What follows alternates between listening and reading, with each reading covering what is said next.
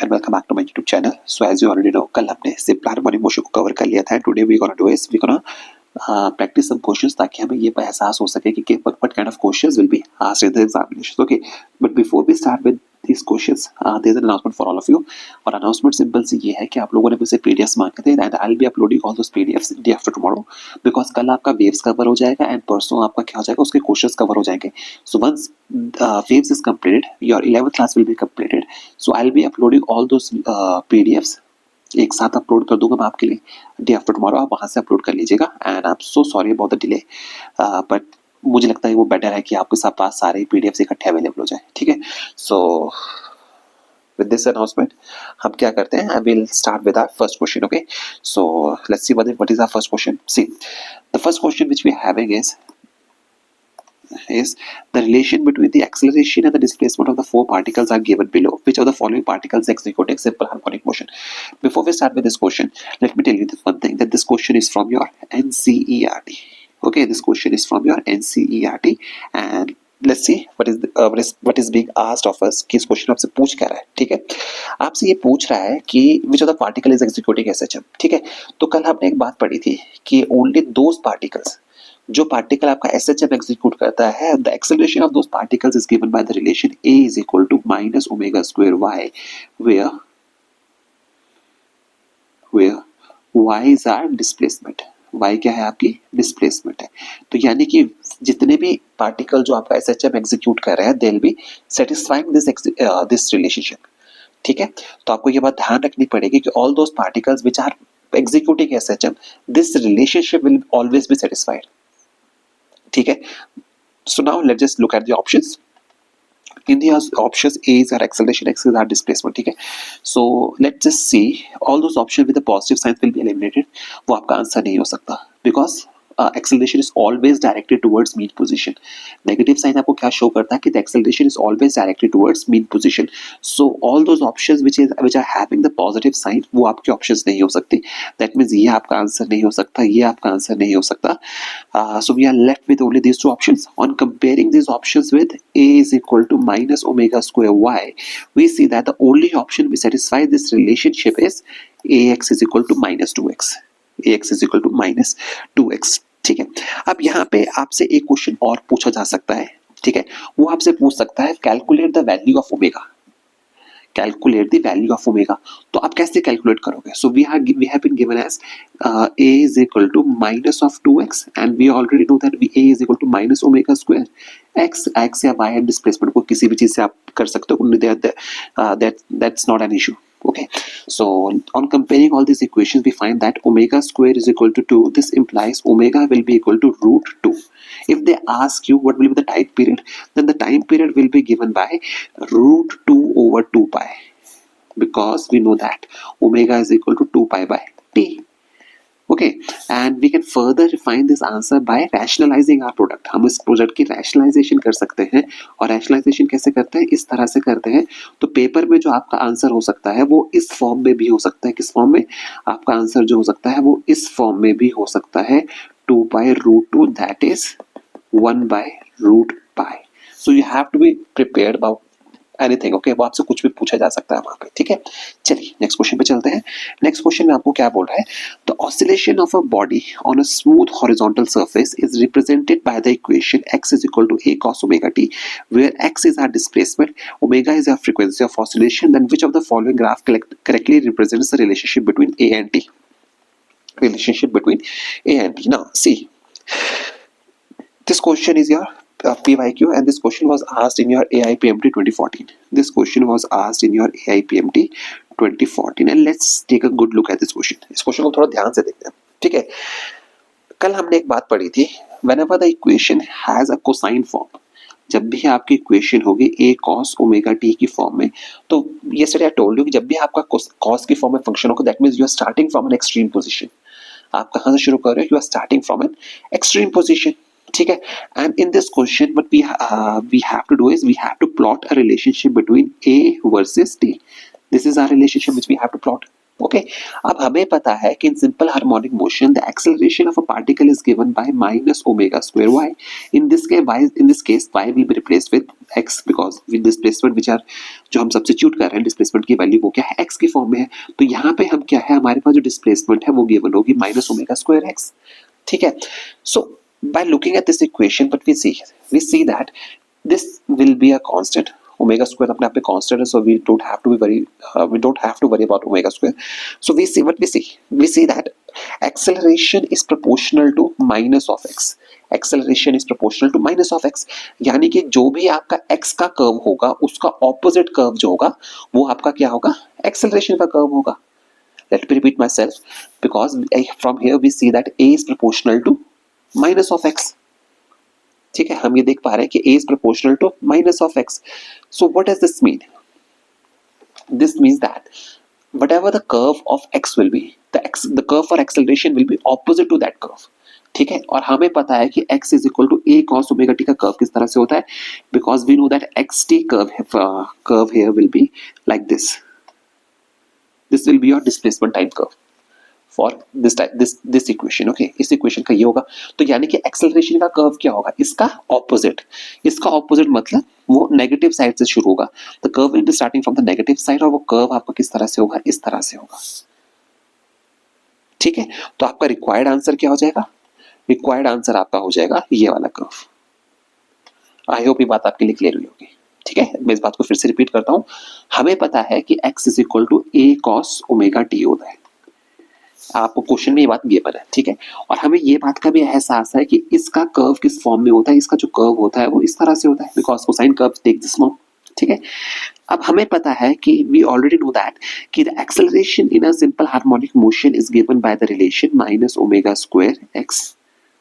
ठीक है, ये बात हमें पता है because displacement here is given in the form of x, so what we did we replaced by with x. Okay, तो अब हमें यहाँ से पता है कि ओमेगा स्क्वायर आपका कांस्टेंट होगा, तो इसका मतलब ये होगा कि a is proportional to minus x. This implies a is proportional to minus of a cos omega t. That means when I plot this curve, जो आपका x का कर्व है, ये जो कर्व है इस पे नेगेटिव साइन से मल्टीप्लाई होगा, यानी कि कर्व आपका उल्टा हो जाएगा. The curve will become opposite and the required answer will be this one. I hope ये बात आपके लिए क्लियर हुई होगी. ठीक है, चलिए नेक्स्ट क्वेश्चन पे चलते हैं. नेक्स्ट क्वेश्चन आपके पास क्या है, a particle performs a simple harmonic motion along a straight line with a time period t is equal to 6 seconds and an amplitude of 4 centimeters. The mean velocity of the particle averaged over the time interval during which it travels a distance of 2 centimeters starting from the extreme position is.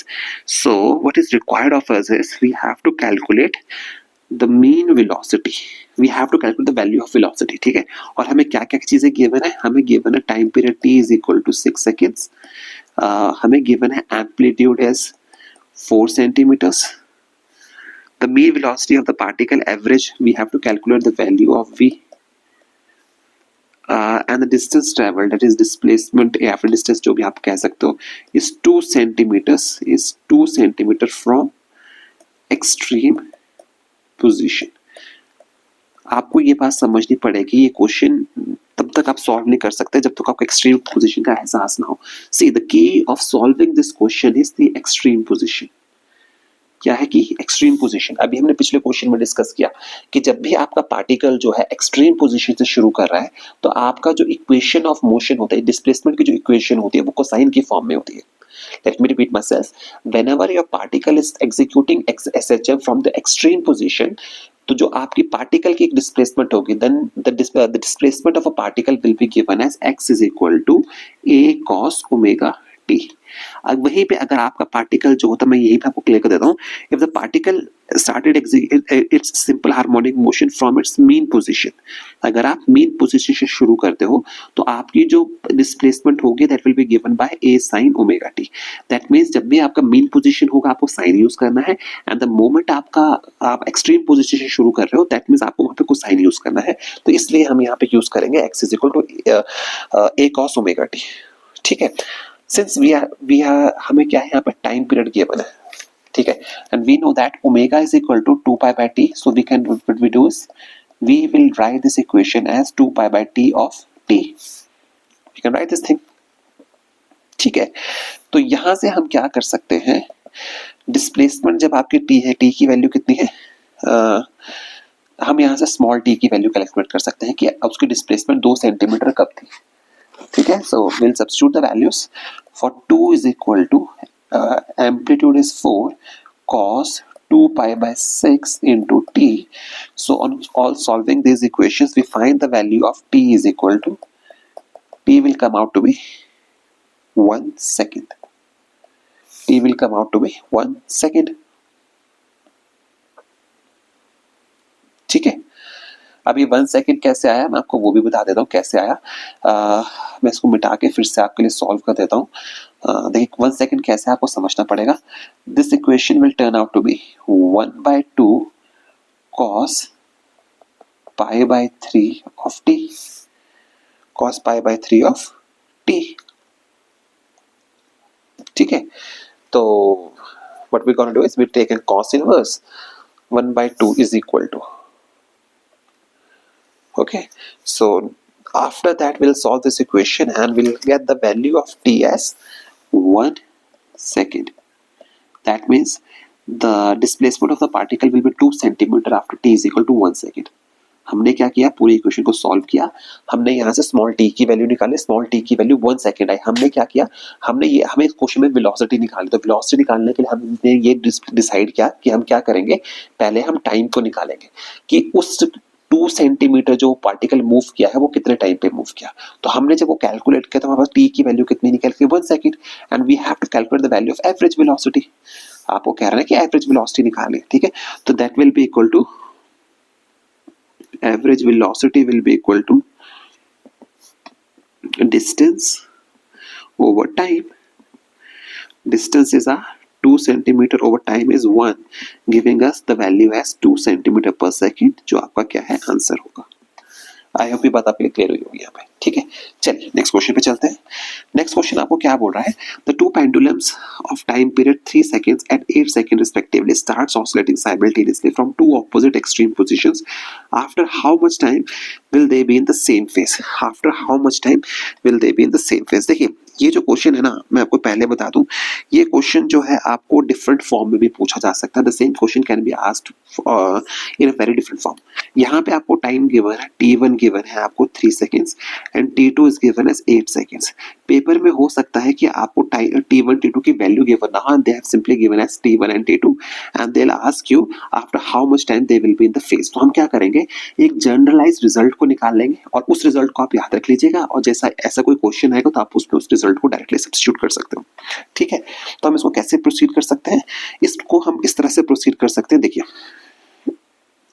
Since this particles जो है opposite and से शुरू कर रहे हैं, वो जो particles हैं क्या कर रहे हैं, वो ऑपोजिट एंड से शुरू कर रहे हैं। So what we can do is we can take the value of y1 as a sin omega 1t plus pi by 2 and y2 as a sin omega 2t minus of pi by 2 because they are starting from the opposite end. So इस तरह से और extreme position से शुरू कर रहे हैं, that means they will be having some kind of a phase difference।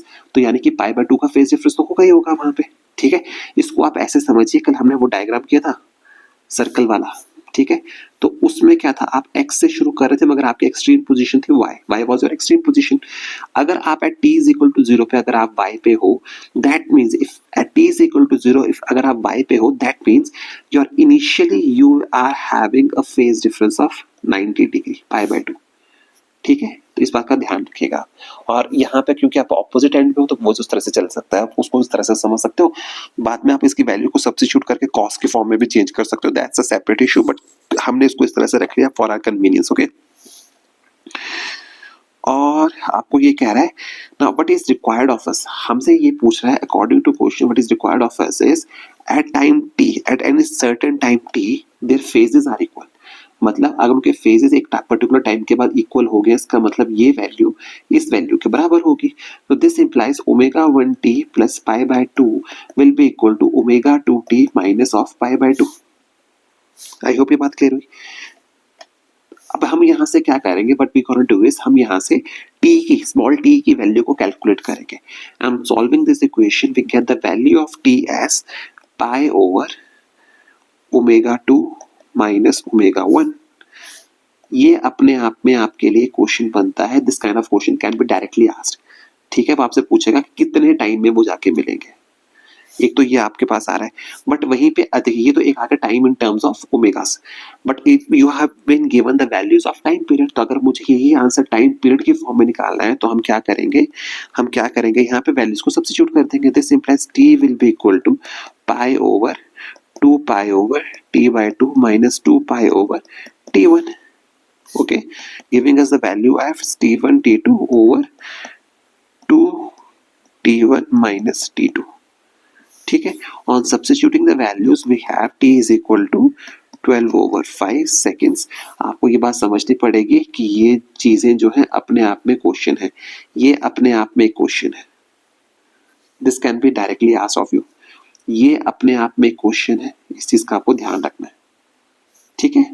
चलिए आगे कंटिन्यू करते हैं। What is our next question?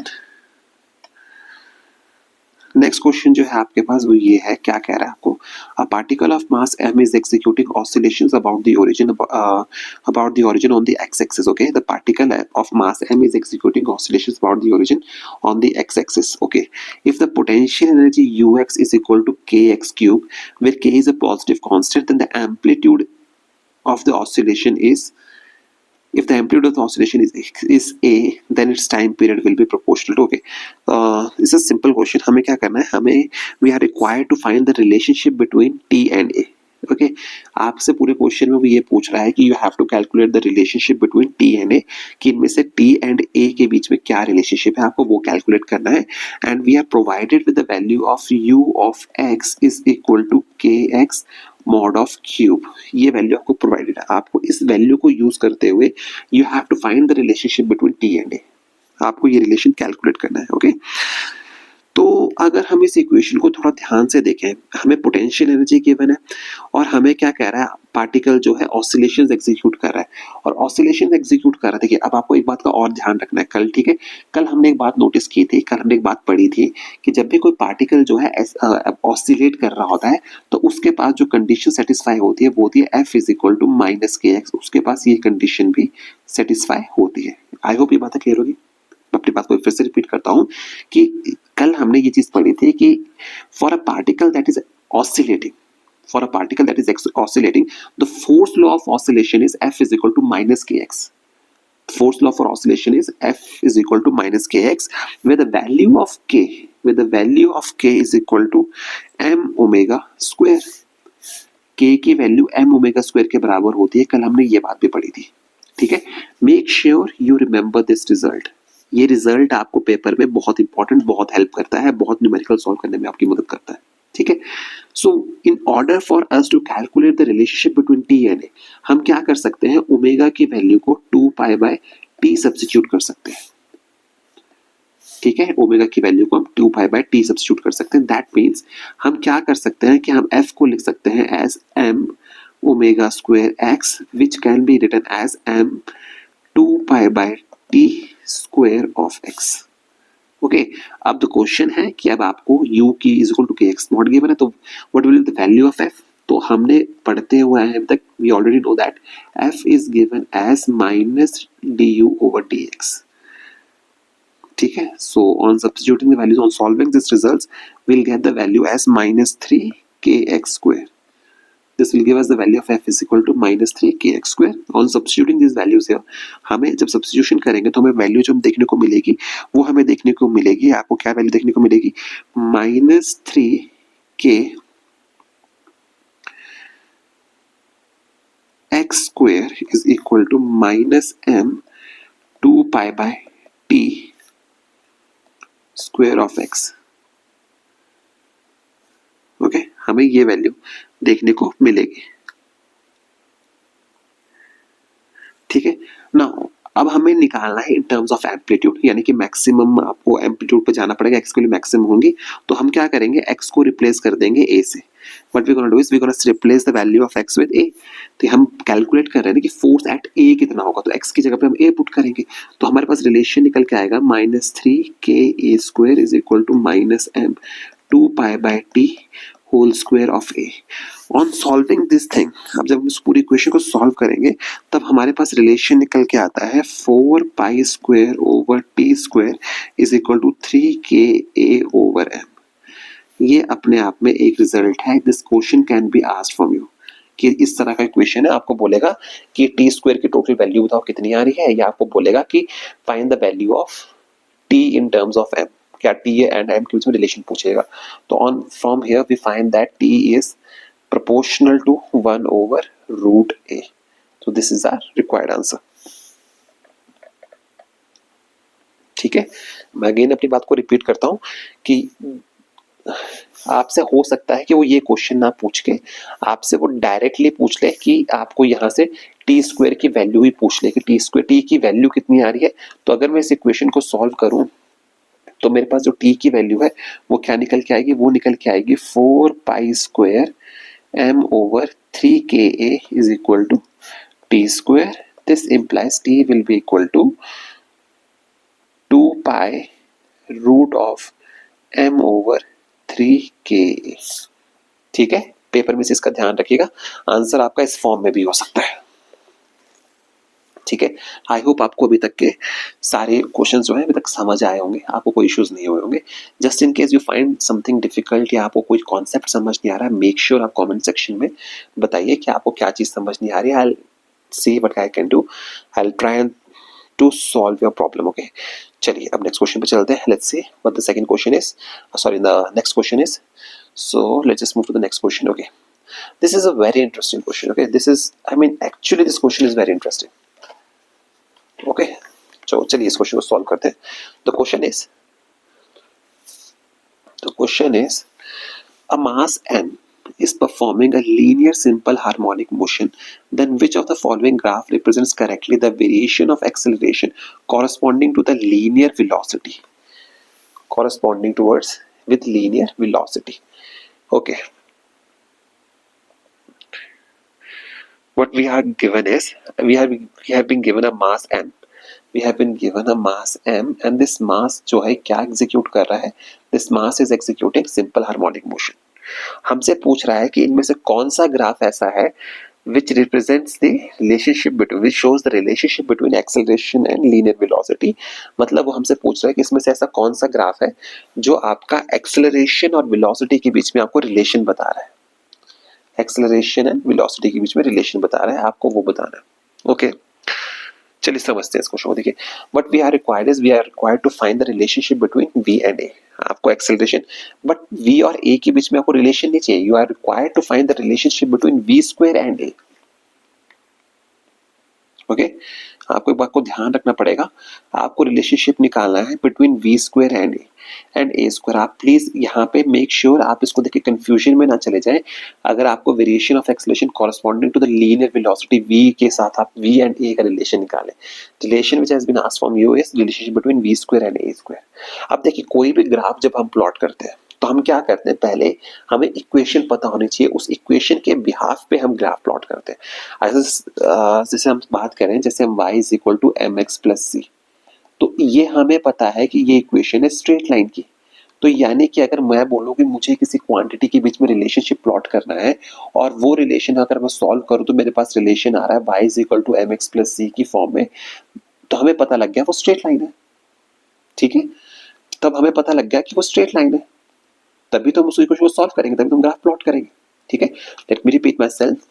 मैं ये कह रहा हूं कि in order for us to plot a graphical representation between two quantities, we must be aware कि what kind of mathematical equation they are satisfying. हमें वो मैथमेटिकल इक्वेशन को पहले डिराइव करना पड़ता है, उसके बेसिस पे ही हम ग्राफ प्लॉट करते हैं. यही हमारा रिलेशनशिप होता है. So in order for us to plot a relationship between v and a for a particle that is executing a simple harmonic motion, हमें क्या करना पड़ेगा, हमें v और a के बीच में एक रिलेशनशिप को कैलकुलेट करना पड़ेगा, हमें उस वैल्यू को निकालनी पड़ेगी. ठीक है. सो इन सिंपल हार्मोनिक मोशन में हमें ये पता है कि जो आप इक्वेशन होती है, इक्वेशन ऑफ डिस्प्लेसमेंट जो होती है, वो that is given as y is equal to r sin omega t. हमें पता है ये बात होती है. ठीक है. यहाँ पे हमने एम्पलीट्यूड को रिप्लेस किया है r के साथ. a भी है, a has been replaced with r. मतलब नोटेशन हमने चेंज किया, बाकी कुछ नहीं किया है. ठीक है. अगर मैं इसको डिफरेंशिएट करूँ, on differentiating this equation we get the value of v as r omega cos omega t, and on further differentiation we get the value of acceleration as minus omega square are sine omega t. देखिए paper में ना इन सब चीजों को derive करने नहीं लगना है, ये चीजें आपके दिमाग में बैठी होनी चाहिए कि अगर मेरे पास v is equal to A omega sorry अगर मेरे पास y is equal to A sine omega T है, that means v must be equal to R omega cos omega T. और अगर मेरे पास v is equal to R omega cos omega T है, that means acceleration should be equal to minus omega square are sine omega T. अब देखिए ये चीजें आपको डायरेक्टली पता होना चाहिए, पेपर में हमें सोचना नहीं पड़े, वहां पे इतना टाइम हमारे पास नहीं होता है। ठीक है, चलिए अब हमें क्या करना है ना, but we have to do is we have to find the relationship between v and a, only then will be able to plot the graph. ठीक है, अगर मुझे v और a के बीच में रिलेशनशिप निकालना है तो हम क्या कर सकते हैं, तो हमें क्या करना पड़ेगा, पहले उसमें से cos को रिमूव करना पड़ेगा और sin को रिमूव करना पड़ेगा, क्योंकि अब हम नहीं चाहते कि आपके इक्वेशंस जो है कॉम्प्लिकेटेड हो जाए। सो बट हम साइन और कोसाइन को कैसे रिमूव कर सकते हैं, हम क्या कर सकते हैं, हम इन दोनों इक्वेशंस का स्क्वायर ले सकते हैं। अगर मैं दोनों इक्वेशंस का स्क्वायर लूं तो मेरे पास आएगा v square r square omega square cos square omega t and a square is equal to will be equal to omega 4 r square sine square omega t. ये वैल्यू आपके पास निकल के आ रही है। सो अब हम क्या करेंगे, इन दोनों इक्वेशंस को ऐड कर देंगे। अगर मैं इन दोनों इक्वेशंस को ऐड कर देता हूं तो मेरे पास निकल के आता है, इसको मैं और रिफाइंड वे में लिख सकता हूं। कैसे लिख सकता हूं, v square over r square omega square is equal to cos square omega t and a square over omega 4 r square is equal to sine square omega t. दोनों को ऐड कर दो। अगर मैं दोनों को ऐड कर देता हूं तो मेरे पास इक्वेशन क्या निकलती है, cos square omega T plus sine square omega t will be equal to v square over r square omega square plus a square over omega 4 r square. This implies हमारे पास जो फाइनल रिलेशन निकल के आ रहा है वो निकल के आ रहा है v square is equal to minus a square over omega square plus r square omega square. अब देखिए हमने क्या किया, अब हमें इक्वेशन मिल गई, अब हमें डायरेक्ट इक्वेशन देखने को मिल गई। अब अगर मैं इस इक्वेशन को बहुत ध्यान से देखूं, since we have to plot a graphical representation between v square and a square, then v square जो है वो आपको रिप्रेजेंट कर रहा है y को। ठीक है, and on the x axis we have on the x-axis we have a square. On the x-axis what we have is a square. That means this is represented in representing your x mx and this is representing your c. So what is the relationship between y and x? ठीक है, अब देखिए बहुत ध्यान से, अब आपको ये पता लग रहा है कि यहाँ पे इंटरसेप्ट जीरो नहीं है, तो यानी कि आपका ग्राफ जो है वो ओरिजिन से तो शुरू हो नहीं सकता। This implies your option number C is wrong because your graph cannot start from origin. Then second question is, the second, let's take a look at the second graph. On the second graph what we say is, आपको ये दिख रहा है कि आपकी a square की value constant है, a square की value constant, sorry v square is constant, तो ये ग्राफ भी आपका नहीं हो सकता। We are only left with option A and option D. So देखने से तो अगर हम by the method of elimination निकाल लें तो आपका आंसर डी सीधा ही आ रहा है। ठीक है, बट स्टिल अगर आप कंपैरिजन करना चाहें तो कहीं पे भी आप v स्क्वायर आपकी वैल्यू कांस्टेंट नहीं है, तो इसलिए आपका ये ग्राफ भी नहीं हो सकता। That the correct answer will be option number D. ठीक है, तो चलिए इस बार इस क्वेश्चन को एक फिर से समझ लेते हैं, because this question was really important. इस क्वेश्चन को फिर से समझ लेते हैं। देखिए हमें पता है कि सिंपल हार्मोनिक मोशन है, सिंपल हार्मोनिक मोशन में and we are required to find a relationship between v square and a square. In order for us to find the relationship between v square and a square, we need an equation, we need an equation, only then we'll be able to plot the graph. ठीक है, now since we have to plot the graph and we require the relationship between v square and a square, और हमें पता है कि y is equal to r sin omega t is the equation of SHM displacement. So what we do is we differentiate y to get v and we differentiate v to get a, and then we do some basic mathematical manipulations, like we take the square of this equation and this equation and then we add. तो हमारे पास जो relationship निकल के आ रहा है v का, वो इस फॉर्म में निकल के आ रहा है। And on comparing this equation with y is equal to mx plus c, तो हमारे पास जो रिलेशन है ऑप्शन नंबर डी आपको देखने को मिल रहा है। That is your answer. Okay, चलिए नेक्स्ट क्वेश्चन पे चलते हैं। The next question is the acceleration versus displacement graph of a particle performing simple harmonic motion is shown in the figure. The time period of the oscillation of the particle is, see इसमें आप options को देख के please डर मत जाइएगा। तो only reason मैंने आपको यहाँ पे ऑप्शंस दिए ताकि वो, इसलिए कि अगर आपको पेपर में ऐसी ऑप्शंस आए तो देख के डरिएगा मत। ठीक है, हो सकता है कि हम वो क्वेश्चंस को बिना ऑप्शंस देखे भी हम सॉल्व कर पाए। This is the only reason कि मैं कभी भी ऑप्शंस देने में यकीन नहीं करता, क्योंकि बच्चे डर जाते हैं। ठीक है, तो चलिए इस क्वेश्चन को हम सॉल्व करते हैं। सबसे पहले इस क्वेश्चन को समझते हैं, क्वेश्चन में बोल क्या रहा है वो आपको। ठीक है, आपको ये कह रहा है कि आपको x we have been given an relationship between graph between acceleration and displacement. हमें ए और एक्स के बीच में ग्राफ गिवन है। ठीक है, but we are required to find the time period of the oscillation. हमें टी की वैल्यू को कैलकुलेट करना है, हमें टी की वैल्यू को कैलकुलेट करना है। देखिए, there are different ways to solve this equation. Okay, there are I mean, countless ways by which this equation can be solved, this question can be solved, okay? But let me tell you one thing, ठीक है, जो what I feel is the shortest possible way, जिसके through जो सबसे simplest and सबसे shortest way है इस question को सॉल्व करने का। मुझे इस क्वेश्चन को देख के मुझे ये दिख रहा है कि what we are given is we are given a straight line, हमें एक straight line given है। इस ग्राफ से मुझे ये पता लग रहा है कि मुझे एक स्ट्रेट लाइन गिवन है। जब मुझे ये पता लग गया कि मुझे एक स्ट्रेट लाइन गिवन है, तो मुझे ये भी पता लग गया that this graph will be following an equation of y is equal to mx plus c। मुझे ये भी पता लग गया कि ग्राफ क्या करेगा, y is equal to mx plus c की रिलेशनशिप को भी फॉलो करेगा। अब मुझे यहाँ से अगर मैं कंपैरिजन करूँ, भी हमें एक इन्फॉर्मेशन और मिलती है, वी गेट अनदर इन्फॉर्मेशन। वो इन्फॉर्मेशन जो हमें मिलती है, वो इन्फॉर्मेशन हमें ये मिलती है कि y is represented as a, that is acceleration, m and x is represented as x and then c is our intercept। हमें ये भी पता लग रहा है, दिस इज आवर इक्वेशन। ठीक है, और इस इक्वेशन को हम और ध्यान से देखें तो हमें ये भी दिख रहा है कि इंटरसेप्ट 0 है। अगर हम ध्यान से देखें, because this line is passing from the origin, that means at time t is equal to at any particular time आपका जो इंटरसेप्ट है वो क्या है, 0 है। तो यानी कि आपको ये भी दिख रहा है यहाँ से a is equal to mx है। बट आप बहुत ध्यान से मेरी बात को समझिएगा, बहुत ही इंपॉर्टेंट कॉन्सेप्ट बताने जा रहा हूं आपको मैं। ठीक है, क्योंकि यहाँ पे जो थीटा की वैल्यू है, ये जो थीटा आप देख पा रहे हो यहाँ पे, ये जो थीटा आप देख पा रहे हो, ये ग्रेटर देन 90 है। This theta is greater than 90 degree, इसलिए यहाँ पे स्लोप नेगेटिव होगी। स्लोप क्या होगी, नेगेटिव होगी। तो यानी कि जो रिलेशनशिप होगा ये इस फॉर्म में होगा, माइनस एम एक्स की फॉर्म में होगा। ठीक है, अगर यही ग्राफ अगर आपका लेट्स से इस तरह से होता, सिंपली आपका एंगल जो है लेस देन 90 डिग्री होता, तब आपकी स्लोप होती y is equal to mx plus c। But because here the angle is greater than 90 degree, the angle is obtuse, the slope of the line will come out to be negative because you are lying in the negative coordinate। ठीक है, that means your what will be having is we are having this kind of equation. Okay, तो ये basic mathematical concept है, you must remember all this stuffs. Okay, तो मैंने आपको बता दिया कि ये चीजें आपको क्वेश्चंस की प्रैक्टिस कर करके आती है। ठीक है, अगर आप if you are from a mathematical background तो ये तो आपको पता होगा। इफ अगर आपने 11th एंड 12th में मैथमेटिक्स पढ़ा है तो आपको ये बेसिक कॉन्सेप्ट तो पता होगा। अगर नहीं पढ़ा है तो ये चीजें आपको क्वेश्चंस की प्रैक्टिस करके आती हैं।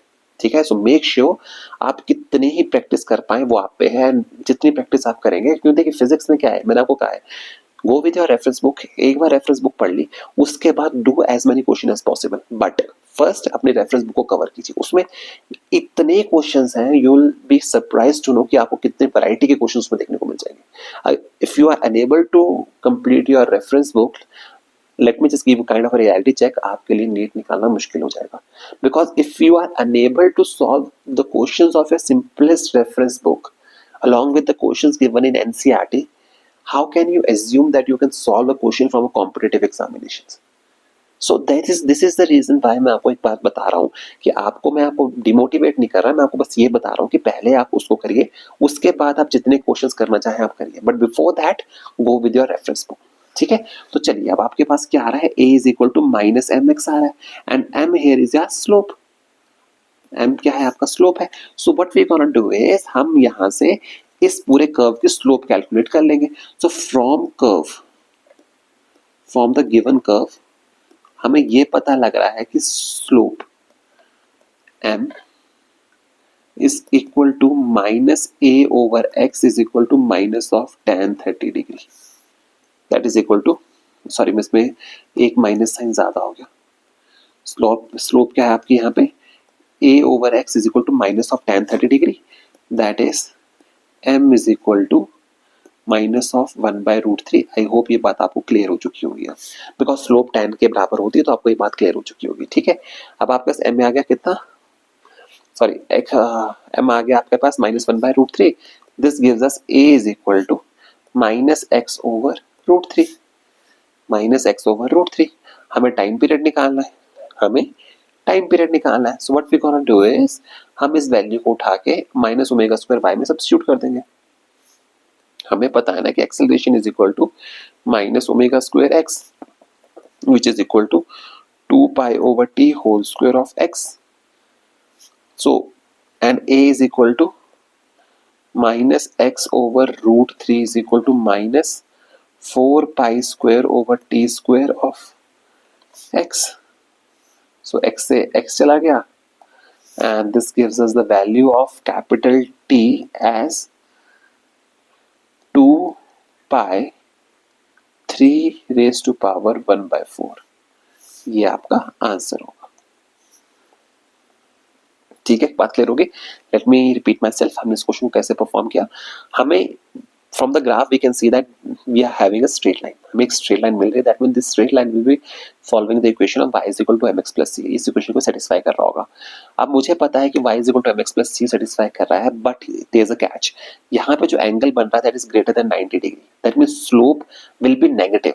The moment you realise the slope is negative तो आपकी इक्वेशन जो होती है मॉडिफाई हो जाती है y is equal to -mx plus c में.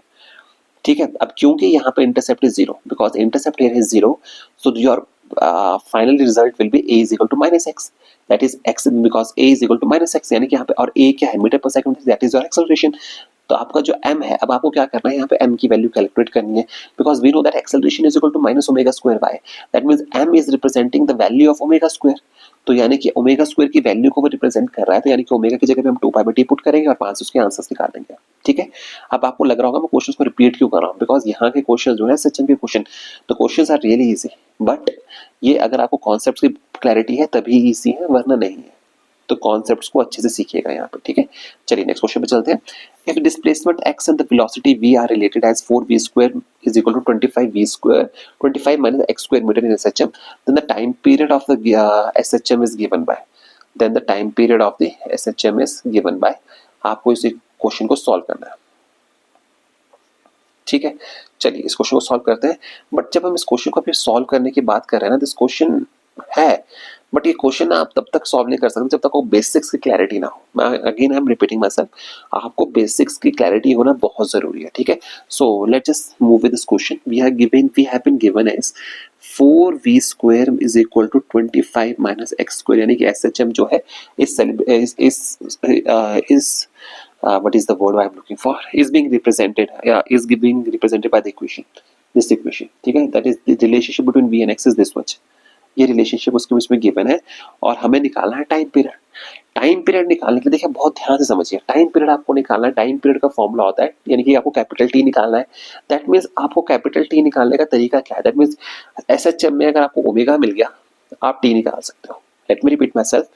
while calculating the value of t in SHM, all you need is to find the value of omega. The moment you find the value of omega, you can calculate the value of t by 2π/t by using the equation 2π/t is equal to omega. आप वो करके निकाल सकते हो.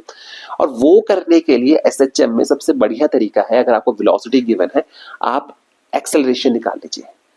From this equation you can calculate the value of acceleration by differentiating this equation. And the moment you differentiate this equation, आपके पास जो relationship निकल के आता है वो निकल के आता है आपके पास 4a is equal to -x.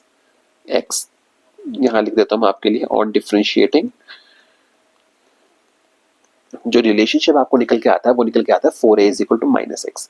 तो यानी कि यहां से a निकल के आ रहा है आपका -x/4. And the same equation को मैं लिख सकता हूं as a is equal to, बहुत ध्यान से देखिएगा, -1/4 of x. And we already know, हमें एक बात का और पता है कि एक्सेलरेशन जो होता है यहाँ पे कितना होगा, -ω2x होगा.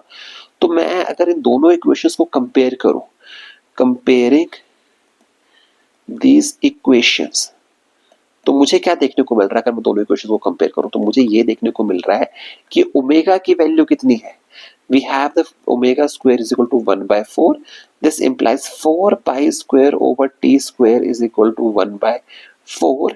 this implies, अगर मैं क्वेश्चन को बहुत ध्यान से देखूं तो मेरे पास जो t की वैल्यू निकल के आ रही है, t is coming out to be 4 पाई, अगर मैं इस इक्वेशन को सॉल्व करूं। ठीक है, तो आई होप ये क्वेश्चन आपके लिए क्लियर होगा। चलिए अब नेक्स्ट क्वेश्चन पे चलते हैं।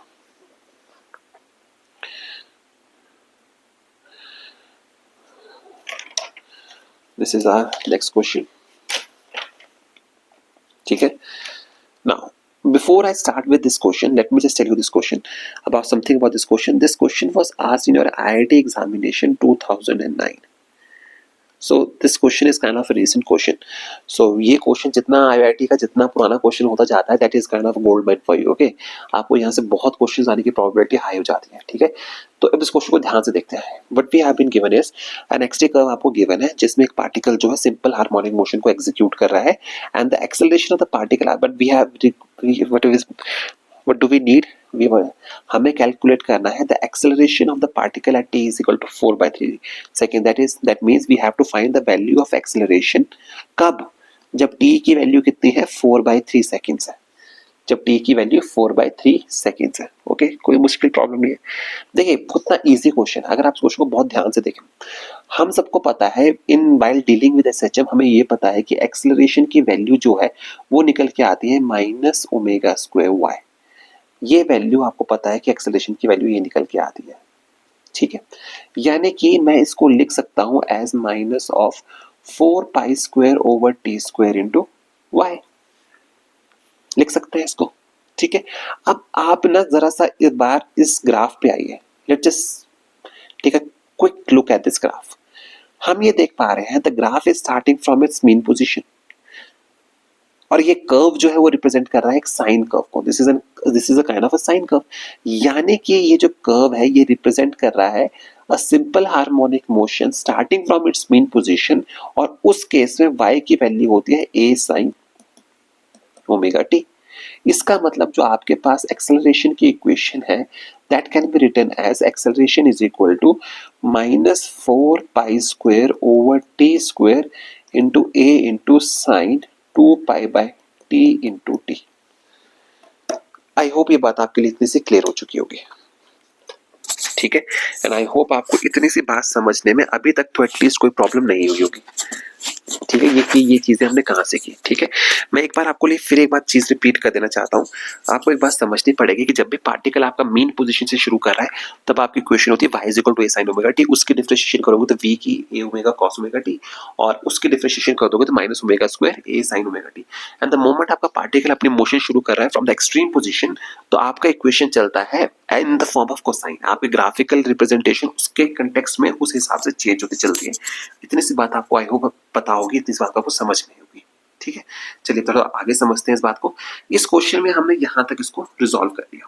ठीक है, इस क्वेश्चन में हमने इसको यहाँ तक जब हमने रिजॉल्व कर लिया, अब हम इसको आगे रिजॉल्व करने के लिए हमें क्या क्या चीज चाहिए? हमें यहाँ पे चाहिए टी की वैल्यू, तभी हम इसको सॉल्व कर पाएंगे।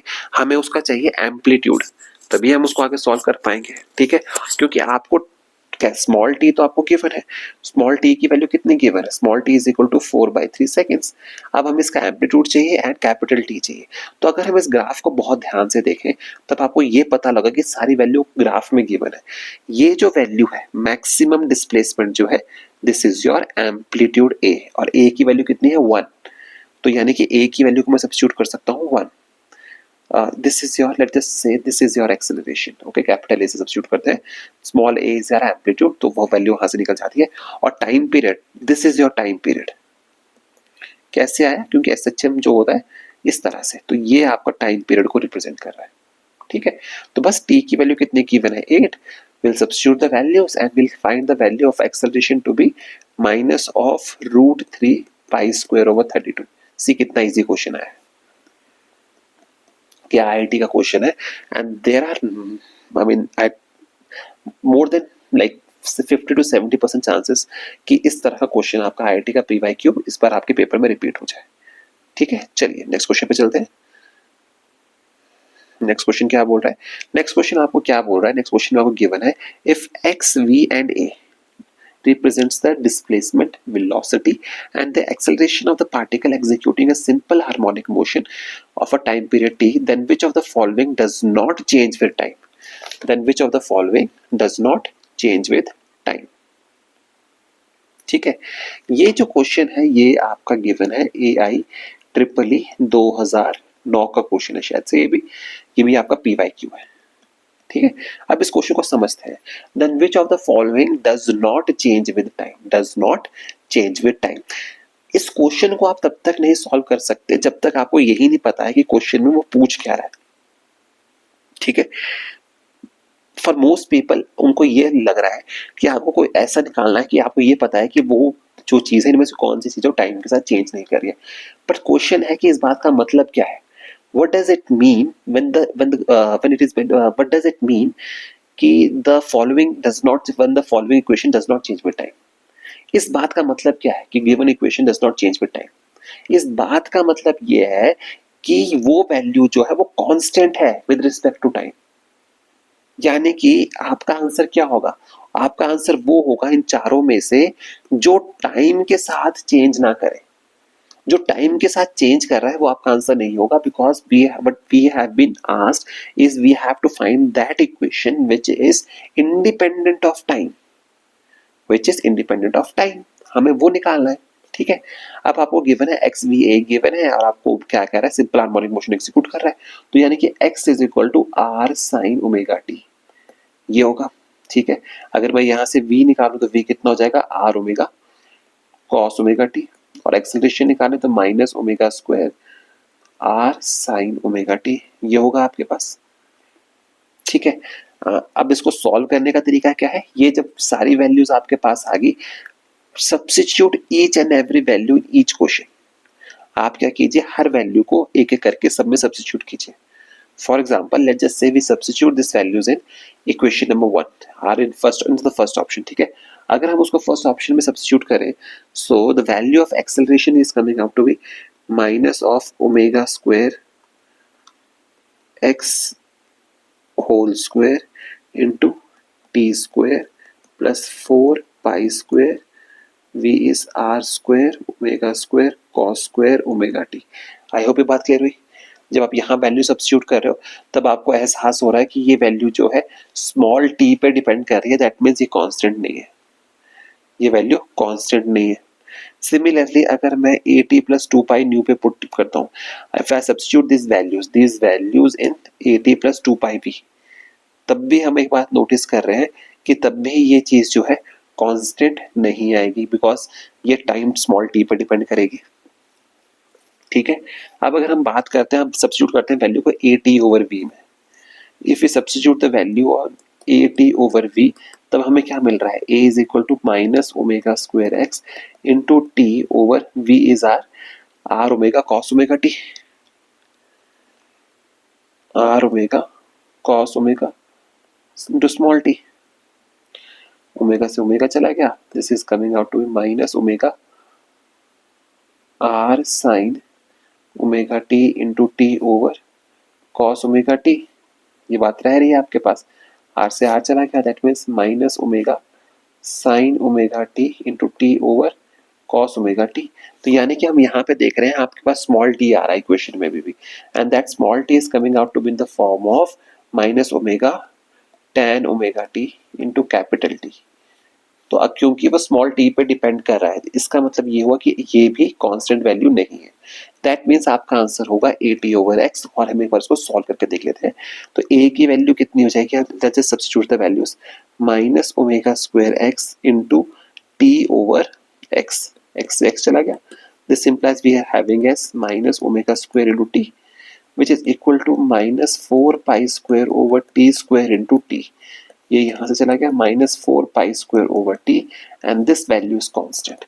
अब आप मेरे से पूछेंगे कि यहाँ पे भी तो टी आ रहा है, कांस्टेंट क्यों आ रहा है, but you must remember this thing, ये जो टी आ रहा है यहाँ पे, this t is your time period, and time period for an simple harmonic oscillation is always a constant.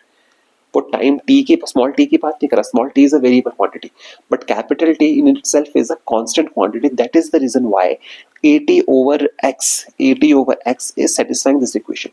तो यानी कि इस क्वेश्चन में करना क्या था, आपको वो इक्वेशन निकालनी थी जो जिसमें स्मॉल टी के साथ उसकी वेरिएशन नहीं है, जो टाइम के साथ इसके इंडिपेंडेंट है। ठीक है, आई होप अब ये क्वेश्चन आपका सॉल्व हो चुका होगा, आपको समझ में आया होगा, नहीं आया है तो बताइएगा, हम आपको और अच्छे तरीके से इसको सॉल्व करके बता देंगे। ठीक है, चलिए नेक्स्ट क्वेश्चन पे चलते हैं।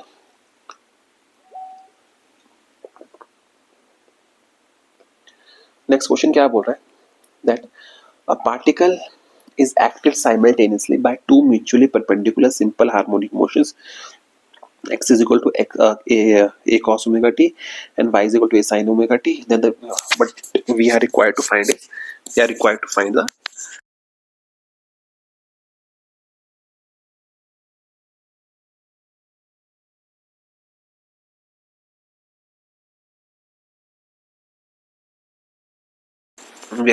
find the trajectory of the particle. हमें इस पार्टिकल की ट्रेजेक्ट्री निकालनी है. ठीक है, ट्रेजेक्ट्री मतलब हमें निकालना कि वो कौन सा पाथ फॉलो कर रहा है, किस पाथ में पार्टिकल्स जो है आपके मूव कर रहे हैं. ठीक है,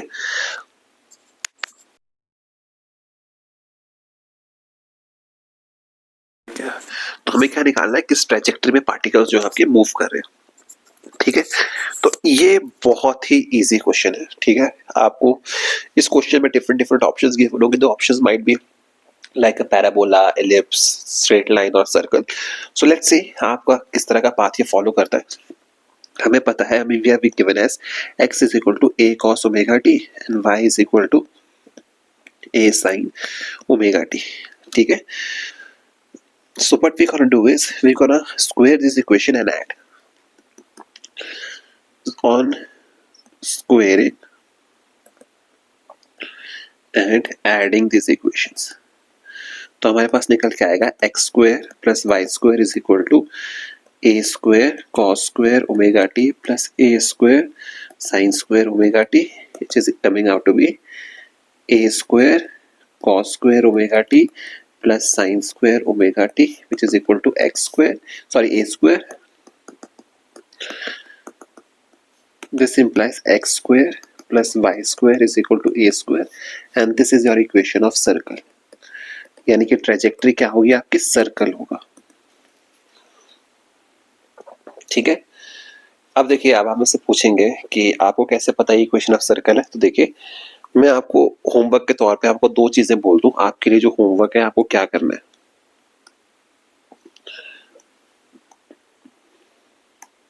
नंबर वन, आपको पता होना चाहिए इक्वेशन ऑफ सर्कल क्या होती है. ये आपका होमवर्क है. ठीक है, दूसरा, आपको पता होना चाहिए इक्वेशन ऑफ एलिप्स क्या होती है. You must remember all this things. Okay, ये एंड थर्ड चीज आपको पता होनी चाहिए इक्वेशन ऑफ स्ट्रेट लाइन क्या होती है. Only then you will be able to solve this kinds of questions. Okay, जिसमें कोई गुरु मंत्र नहीं है. There is no kind of magic pill कि आपने वो लिया एंड आपको ये आंसर्स आते हो. ये आपको प्रैक्टिस से आएगा और ये इक्वेशन आपको पता होनी चाहिए. ठीक है, let's just go to the next question. This is a very interesting question और हम ये क्वेश्चन कर भी चुके हैं. कल हमने इसको बहुत अच्छे से समझा था. ठीक है, and let me tell you one thing, this question is your from NCERT. ठीक है, कल हमने इसको सर्कुलर मोशन के फॉर्म में समझा था. And let me tell you one thing, there is another name for this kind of approach. This is known as a phasor approach. This is known as also known as phasor approach. Okay, कल हमने इसको समझा था circular motion as such है, circular motion, and this is also known as, there is a separate name for this equation, that is your phasor approach. ठीक है, चलिए अब इस क्वेश्चन को समझते हैं क्या कह रहा है.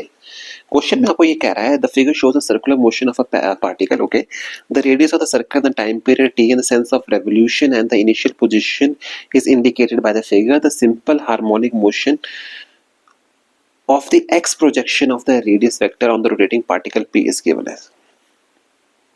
ओके, हमें क्या करना है इस क्वेश्चन में, हमें x प्रोजेक्शन की मोशन को स्टडी करना है. ठीक है, सो थोड़ा बैक में जाते हैं. कल हमने क्या किया था, कल हमने इस चीज को समझा था. yesterday what we did, हमने बहुत अच्छा we studied this concept in complete detail. मैं आपको एक ब्रीफ आइडिया उसका अभी भी दे देता हूँ कि ये आपके पास है, लेट जैसे एक सर्कल है और एसएचएम जो है आप इस लाइन के अक्रॉस रिप्रेजेंट कर रहे हो. But we are doing is we are representing this simple harmonic motion on this circle. Okay, तो इस क्वेश्चन के अकॉर्डिंगली आपको क्या कह रहा है, according to this question you are starting your motion from this point. You are starting your motion from this point, that is at t is equal to 0. You are at this point. ठीक है, and you are moving along this direction.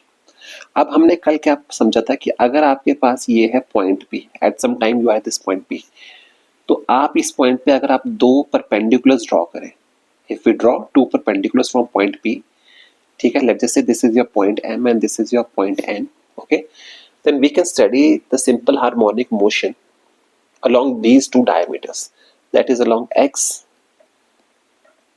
o x dash and y dash o and y, ठीक है। Make sure आप कल का video देखें, उसके बाद ही आपको ये कॉन्सेप्ट समझ आएगा, क्योंकि इतना concept it is not feasible for me to repeat this concept right here right now, okay, because this topic is done in complete detail in the previous lecture, ठीक है। If you find something difficult in this thing in this question, make sure you go back to your previous lecture and watch this video, ठीक है। चलिए आगे continue करते हैं हम इसमें। तो इस क्वेश्चन को बहुत ध्यान से देखें तो हमें ये पता लगा था particle starting from point y and we have to study the SHM across x o x dash, that means the particle will be moving along this direction, पहले इन द फर्स्ट क्वाड्रेंट, जैसे जैसे आप नीचे पाओगे, मतलब आपको स्टडी करना है SHM दिस डायरेक्शन में, यहाँ पे आपको SHM को स्टडी करना है। This is what that have been asked from you in the question, okay, this is what your requirement is. So let's just go with it. So this is your circle, okay, so we are making some assumptions here, just a minute. This is your circle,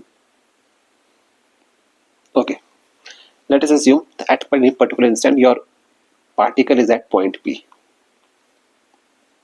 your particle is at point P, okay। अब हम क्या करेंगे, because we have to study the SHM across x axis, we draw a perpendicular and this is your x direction. Let us suppose this is theta, then this will also be theta, and theta is equal to omega t. So this is x and this is your hypotenuse, is your the value of hypotenuse is given or not. The radius of the circle and time period sense of revolution, the radius of the circle is given as b, the radius of circle is given as b, that means this is b, so this is equal to sin theta, sin theta is equal to x over b. This implies b sin omega t at any time t is equal to x of t. इसका मतलब ये हुआ कि आपकी equation किस form में आ जाएगी, x of t is equal to b sin omega t and this is your answer, this is your answer. किस तरह से इसको और रिफाइन किया जा सकता है, x of t is equal to b sin 2 pi by t of t, ठीक है, और अगर वैल्यूज को सब्स्टिट्यूट करेंगे तो आपका आंसर निकल के आएगा b sin 2 pi t over 30, this is your answer. I hope ये क्वेश्चन आपको क्लियर हुआ होगा, ठीक है। अब समझिए इस क्वेश्चन की एक डिफरेंट फॉर्म, मैं आपको वो भी बता देता हूँ, बिकॉज आप क्वेश्चन कर ही रहे हैं तो ठीक से कर लेते हैं। इस क्वेश्चन की मैं आपको डिफरेंट फॉर्म में बता देता हूँ। व्हाट इफ आपको क्वेश्चन में पूछा जाता, व्हाट इफ आपसे क्वेश्चन में पूछा जाता that you have to study the projection और other you have to study the SHM across y axis. अगर आपको बोलता कि आपको x की बजाय आपको इक्वेशन में चेंज कर देता, वो प्रोजेक्शन y x की जगह पे y कर देता, तब आप क्या करते? कुछ नहीं करते, तब भी आप यही चीज करते। तब आप क्या करते? तब आप एक सर्कल प्लॉट करते, ठीक है, वही चीज परपेंडिकुलर ड्रॉ करते हैं, यहां से इधर को आप यहां से यहां को एक परपेंडिकुलर ड्रॉ करते, ठीक है, because you have to study the value of this will be of b, given है आपको, ठीक है। बस अब थीटा को बनाइए, ये आपका थीटा होता, अब आपको वहां पे इसके क्रॉस स्टडी करना है, किसके क्रॉस? y एक्सिस के क्रॉस, ठीक है। तो वही कल वाला जो डायग्राम हमने बनाया था, ये थीटा होता तो वही कॉस की फॉर्म में चलता, ठीक है ना, तब आपका ये कॉस की फॉर्म में चलता, कॉस की फॉर्म में चलता ये चीज यहाँ पे, तो आपका आंसर फिर किस फॉर्म में आता? आपका आंसर आता y is equal to a cos omega t, तब आपका आंसर इस फॉर्म में आ जाता, ठीक है। ये चीज हमने कल बहुत डिटेल में पढ़ी थी, तो इस चीज का आपने ध्यान रखना है, कल हम इसको कर चुके हैं, ठीक है। चलिए, let's just move to the next question. The next question is, if you find anything difficult in this question, make sure you write something in the comment section and I'll try and solve this problem for you. Okay, so next question क्या है आपके पास? Simple harmonic motion, four simple harmonic vibrations, x is equal to 8 sin omega t, x2 is equal to 6 sin omega t plus pi by 2, x3 is equal to sin omega t plus pi, x4 is equal to 2 sin are superimposed on each other. The resulting amplitude, the phase difference x1 and x2. Okay, now remember this question. इस question में एक बहुत interesting बात आपसे पूछी गई है। आपको कहा गया है कि you have to calculate the phase difference between the resulting amplitude. There is superimposition of, see, हमें क्या given है? We have been given as x1 is equal to 8 sin omega t, x2 is equal to 6 sin omega t plus pi by 2, x3 is equal to 4 sin omega t plus pi, and x4 is equal to 2 sin omega t plus 3 pi by 2. Let us suppose now, but we have been given is, what we're gonna do is we superimpose this 4SHM, that is, by superimposition से आपका मतलब क्या है? आपको question में given है ना कि what you did, you superimpose this 4SHM, आप क्वेश्चन में चीज गिवन है, आपने इनको superimpose किया, then what does the word superimposition mean? The superimposition means what we're gonna do is x is equal to x1 plus x2 plus x3 plus x4, ये चीज आपको करनी है। अब see, there are two kind of approaches for this question, ठीक है। ये तो मैंने आपको सुपरपोजिशन समझाने के लिए किया, मैं आपको दोनों अप्रोच बताऊंगा, बट हम सॉल्व सिर्फ एक ही अप्रोच से करेंगे, the one which is very easy and which is a direct approach, हम उसको यूज करेंगे। सो अगर हम यहाँ पे सब वैल्यूज को लिखते हैं, हमें इसको सॉल्व करना है, we are required to find this answers. Okay, जब हमें ये सॉल्व करना है तो हमें ये चीज नजर आती है कि हम यहाँ पे अगर इन सबको लिखें कि 8 sign omega T plus 6 sign omega T plus pi by 2 plus 4 sign omega T plus pi and 2 sin omega t plus 3 by 2. So there are two kinds of approaches. Okay, in the first approach, what you're going to do is you're going to convert this thing into sine, from sine to cosine. This will be again minus sine and this will be again cosine form. Okay, अब जब आप इनको sine cosine में change करोगे ना, तब आपके पास एक फाइनल रिजल्ट निकल के आएगा ऑन सॉल्विंग दिस इक्वेशन। जो आपके पास से एक जो लंबी अप्रोच है उसके अकॉर्डिंगली आपके पास जो चीज निकल के आएगी, the answer which will be getting will be in the form of 4 sin omega t plus 4 cos omega t. This will be your answer if you solve this with this approach, and they'll be giving your amplitude as under root of 4 square plus 4 square, 16 root 2. This will be your answer. Sorry, 4 root 2. 4 root 2 will be your answer, and the phase difference will be pi by 4. That is tan phi is equal to Vy over Vx, and that will be equal to pi by 4 will be your phase difference. आप दोनों को जब solve करेंगे, ठीक है। But there is a catch, इस question को आप डायरेक्टली भी सॉल्व कर सकते हो, and when you are able to solve this kind of question directly, that means आपको ये बात समझनी पड़ेगी कि आपकी प्रिपरेशन बहुत अच्छी है अगर आप इस क्वेश्चन को डायरेक्टली सॉल्व कर सकते हैं। This is one of the most difficult question that can be asked in your examination. इससे डिफिकल्ट क्वेश्चन आपके सिलेबस में हार्डली कोई होगा जो आपको पेपर में पूछा जा सके, ऐसे हार्ड क्वेश्चन। तो सी, तो फर्स्ट अप्रोच मैंने आपको बता दी। तो फर्स्ट अप्रोच में क्या किया, तीनों को लिखा, सबको लिखा, साइन को साइन में चेंज किया, और जहां जहां चेंज हो रहा है, जहां पे प्लस का माइनस में हो रहा है, आपको वो करना है। ये बेसिक मैथमेटिकल रिलेशन है। So why I don't advise you go with this approach, okay, because the reason is, आप में से बहुत बच्चे ऐसे होंगे जिनको ये पता ही नहीं होगा what is the value of sine omega T plus pi, या what is the value of sine omega T plus pi by 2। बहुत से बच्चे ऐसे होंगे जिनको ये नहीं पता होगा कि साइन में अगर मैं 90 प्लस करता हूँ तो प्लस में रहता है या माइनस में चले जाता है, ठीक है। तो this is the reason why I don't advise you to go with this approach, ठीक है। And this is the reason why what I am gonna do is I am gonna suggest you a direct approach, I am gonna teach you a direct approach, ठीक है। Let's just learn that direct approach, okay। So what we're going to do is we're going to solve this question with the help of phasor diagrams. phasor diagram मैंने आपको बताया वो circular motion में जिस तरह से हम करते हैं, ठीक है। So let me just give you a brief outline of what we are going to do, okay हमें ये पता है कि जब भी फेजर डायग्राम हम बनाते हैं, so if we start our motion from this point, okay, and let's say we divide this circle into 4 quadrants, okay, and at time t is equal to 0 हम कहाँ पे हैं, at time t is equal to 0 पे हम यहाँ पे हैं। तो जब हमने a quadrant को मूव किया and we move from here to here, तो आपका फेज डिफरेंस कितने का हो गया, पाई बाय 2। क्यों? क्योंकि आपका एंगल कितना हो गया, पाई बाय 2। तो यानी कि जब आप यहाँ पे हो और जब आप यहाँ हो तो आपके दोनों में फेज डिफरेंस कितने का है, पाई बाय 2 का है। Similarly, when you move from time t is equal to 0 to t is so with the phase difference of pi by 2, you will reach at point. Let's just say this is a point A. You will reach to point B. On moving from point B to point C, आप कितना angle move करोगे? अब you will again moving angle of pi by 2, and the total angle जो आप turn करोगे वो कितना हो जाएगा, पाई का। ठीक है। सिमिलरली अगर आप कहाँ मूव कर रहे हो, अगर आप इससे आगे मूव कर रहे हो इन द थर्ड क्वाड्रेंट, तब ये एंगल कितने का हो जाएगा, 3 पाई बाय 2। आई होप ये बात क्लियर होगी। ठीक है, दिस मीन्स अब इसका मतलब क्या हुआ, we can represent these SHMs along these lines. हम इन लाइंस पे इनको रिप्रेजेंट कर सकते हैं। किस तरह से, this is your x1 sin omega t with 8 sin omega t with amplitude as 8 is your amplitude। ठीक है, this will be your second SHM at an phase angle of pi by 2 with amplitude of A2 is equal to 6। Again,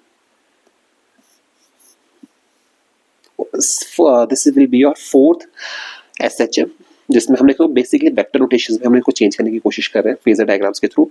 and this will be your fourth one, A3 with amplitude of 4, and this will be your last one, A4 equal to with amplitude is equal to 2। ठीक है, this implies जो आपका net amplitude across x axis and y axis कितना हो जाएगा, net amplitude across x axis will be 4 and net amplitude across y axis will be 6 minus 2 is equal to 4, और यहाँ पे कितना है 8 minus 4 is equal to 4। ठीक है, तो इनका रिजल्टेंट क्या हो जाएगा, this will be your resultant हो जाएगा आपका 4√2 एंड फेज एंगल कितना हो जाएगा, फाई कितना हो जाएगा, tan inverse of AY over AX will be equal to pi by 4। Clear हो गया? तो मैं एक बार फिर से रिपीट करता हूँ व्हाट वी डिड। हमने क्या किया, इस इक्वेशन को रिप्रेजेंट कर दिया इन the form of phasor diagram से, फेजर वेक्टर्स की फॉर्म में हमने इसको रिप्रेजेंट कर लिया। और करने में कामयाब क्यों है, why were we able to do that, क्योंकि हमने इसको फेजर से समझा। बिकॉज आप यहाँ पे देखिए what is the phase difference between x1 and x2, pi by 2। that means if x1 is here then x2 will be here, if x1 is here then x3 will be here, because the phase difference between x1 and x3 is कितना है, पाई है। ठीक है, तो पाई कहाँ बनता है, this is your pi, ये कितना है आपका पाई बाय 2, और ये कितना है आपका 3 पाई बाय 2। इस तरह से हमने को रिप्रेजेंट किया, फाइनली हमने इनको सॉल्व कर लिया, that is phase angle will be pi by 4। अब फेज डिफरेंस पाई बाय 4 क्यों आया, बिकॉज जो आपके पास ये है इसमें फेज डिफरेंस कितना आ रहा है आपके पास, ओमेगा टी, और फाइनली आपके पास फेज डिफरेंस कितना आ रहा है, पाई बाय 4। तो डिवाइड किया वहां से, तो आपके पास पाई बाय 4 आपका आंसर निकल के आ गया। ठीक है, चलिए नेक्स्ट क्वेश्चन पे चलते हैं। क्वेश्चन नंबर, ये जो क्वेश्चन है मैं आपको पहले बता दूं, ये जो क्वेश्चन था आपका सुपर इम्पोजिशन वाला क्वेश्चन जो था, इस क्वेश्चन को आप प्लीज स्टार लगा लीजिए, this was a very important question. ठीक है, चलिए हम नेक्स्ट क्वेश्चन पे चलते हैं। नेक्स्ट क्वेश्चन जो है आपका, ये बहुत ही अच्छा क्वेश्चन है। ठीक है, और आपको मैं ये बात बताना चाहता हूँ, ये जो नेक्स्ट क्वेश्चन हम करने वाले हैं, दिस क्वेश्चन जो है आपका 2 पार्टिकल्स, देखिए क्वेश्चन लिखते हैं, 2 particles are oscillating along the 2 close parallel straight lines side by side with same frequency and amplitude. They pass each other moving in the opposite direction when their displacement is half of the amplitude. The mean position of the particle lie on a straight line perpendicular to the mean path. The phase difference is, आपको निकालना है phase difference कितना होगा। ठीक है, ये बहुत ही अच्छा क्वेश्चन है। And remember this question was asked in AIPMT 2011, और मैं आपको ये बात बता दूं, ये क्वेश्चन इज लाइक ये हर कोई क्वेश्चन सॉल्व नहीं कर पाएगा. This question is your rank maker. अगर आप ये क्वेश्चन सॉल्व कर पा रहे हो ना, वो अगर आप पेपर में वो क्वेश्चन सॉल्व कर सकते हो जो कोई क्वेश्चन सॉल्व नहीं कर सकता, वो आपको रैंक दिलवाते हैं. ठीक है. And this was one kind, this was like that kind of question. अगर आपको ये आता था, आप ये मान के चलिए तुक्के से अगर किसी का क्वेश्चन ठीक हो गया तो हो गया. अदरवाइज ये क्वेश्चन ऐसा था कि जो आपके उन्हीं बच्चों को आता होगा जिसकी कॉन्सेप्ट की क्लैरिटी बहुत ज्यादा होगी. ठीक है. So let's see how we can proceed with this question, how we can solve this question. Let's see. But this question is very interesting question. I am telling you this question is really interesting question. ठीक है. अब इस question को solve करने के ना आपके पास again दो तरीके हैं. एक तरीका तो ये है, आपको देखिए, पहले आपको ना यहाँ पे एक डायग्राम बनाना पड़ेगा कि आपको किस तरह से चीजें काम कर रही है. ठीक है. सो आपको ये कह रहा है कि two particles are oscillating along two close parallel straight lines. यानी कि आपके पास दो पार्टिकल्स हैं जो ऑसिलेट कर रहे हैं across two parallel straight lines. ठीक है. with same frequency and amplitude. Okay. They pass each other moving in opposite direction when their displacement is half of the amplitude. Let us suppose this is the mean position. Let us suppose this is our mean position. This is your plus A and this is your minus A. Plus A and minus A. ये amplitudes की हम बात कर रहे हैं. ठीक है. एक तरफ प्लस में एक तरफ माइनस में. ठीक है. So let's see how this SHM is acting, this system is acting. Let us suppose at any particular point of time, according to the question what have been given is that let us suppose the first SHM at any time t is moving along this direction, वो इस तरफ move कर रहा है, and at the same time जो दूसरा SHM है वो इससे ऑपोजिट डायरेक्शन में मूव कर रहा है. ये आपको अकॉर्डिंग टू द क्वेश्चन आपको वैल्यूज गिवन है. ये चीज आपको गिवन है अकॉर्डिंग टू द क्वेश्चन. ठीक है. तो आपसे अब ये पूछ रहा है कि अगर इसकी फ्रीक्वेंसी सेम है, the amplitude is same, what you are required is you are required to find the phase difference between the two particles. Phase difference दोनों पार्टिकल्स के बीच में क्या होगा आपको वो कैलकुलेट करना है. And there are two kind of ways to solve this question and this one way is kind of difficult and second way is like थोड़ा ट्रिकी सा है, बट ये क्वेश्चन बहुत ट्रिकी था, हर कोई सॉल्व नहीं कर सकता. ठीक है. तो इस क्वेश्चन को समझते हैं, क्वेश्चन को सॉल्व करने का तरीका क्या है. ठीक है. तो अभी तक आपको समझ में आ गया कि हमने अकॉर्डिंग टू क्वेश्चन क्या है कि दो पार्टिकल्स हैं जो एसएचएम एग्जीक्यूट कर रहे हैं पैरेलल लाइंस में and they cross each other. ठीक है. व्हेन कब क्रॉस कर रहे हैं एक दूसरे को, जब उनकी डिस्प्लेसमेंट जो है हाफ है. ठीक है. ये इतनी सी बात आपको समझ आई. ठीक है. अब चलिए अब इस क्वेश्चन को सॉल्व करते हैं. कुछ सॉल्व करने का तरीका क्या है. ठीक है. अब आपको समझना पड़ेगा. Let us consider a single SHM which is represented as equation y is equal to a sin omega t. ठीक है. And this is your a by 2, this is your a by 2 according to the question. So a by 2 is equal to a sin omega t, which will be equal to 1 by 2 of sin omega t. ठीक है. अगर हम इस equation को solve करें, देखिए normal बच्चे अगर इस क्वेश्चन को सॉल्व करेंगे, अब आपको एक चीज का एहसास करना पड़ेगा, आपको एक बात समझनी पड़ेगी यहाँ पे. You have to be very clear with this thing, okay? This implies omega t is equal to sine inverse of 1 by 2. Maximum बच्चे इसका आंसर क्या करके आएंगे, omega t will be equal to pi by 6. वो इसकी सिर्फ एक ही वैल्यू कैलकुलेट करेंगे, बट एक ही वैल्यू नहीं होगी, सिर्फ पाई बाय 6 ही नहीं होगा, एक वैल्यू और होगी, that will be equal to 5 pi by 6. और इन दोनों को जब हम डिवाइड करेंगे तब आपके पास आंसर, दोनों को जब माइनस करेंगे तब आपके पास जो फेज डिफरेंस है delta phi, then that case will be coming out to be 2 pi by 3. एक तरीका तो है ये, जिसको सॉल्व करना हर किसी के बस की बात नहीं है. सो आई ऑलवेज प्रेफर कि आप इस अप्रोच को ना ही यूज करें तो बेटर है. ठीक है. तो because this question has been asked in the AIPMT 2011, you have to remember one thing. We will be using, if we start using the phasor diagram, now this question will be solved in just one line. ठीक है. phasor diagram वाली approach हमने कल discuss की थी, the same circular approach. Okay. Now according to this approach आपको एक बात समझना पड़ेगा, कल हमने एक बार डिस्कस की थी, a simple harmonic motion can be represented as a motion along a circle. कर सकते हैं. कल हमने ये बात पढ़ी थी कि हम SHM को एक सर्कल की मोशन के फॉर्म में स्टडी कर सकते हैं. ये यहाँ रहा, कर सकते हैं हम स्टडी. ठीक है. आप समझिए हो क्या रहा है. आप और एक बात का और ध्यान रखना है आपको, that the radius of this circle, now remember this thing, you have to remember this thing, that the radius of circle represents the amplitude of SH. That means this will be representing your amplitude A.